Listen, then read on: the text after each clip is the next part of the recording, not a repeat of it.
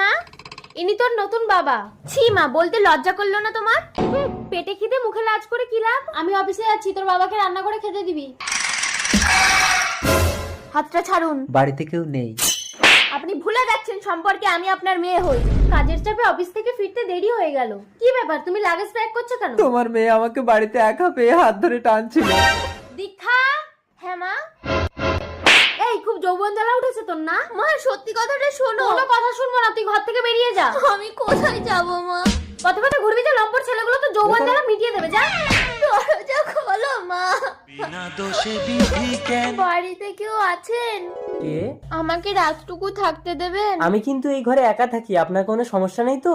না। ভেতরে আসুন। এ কি, আপনি আগুনে হাত পোড়াচ্ছেন কেন?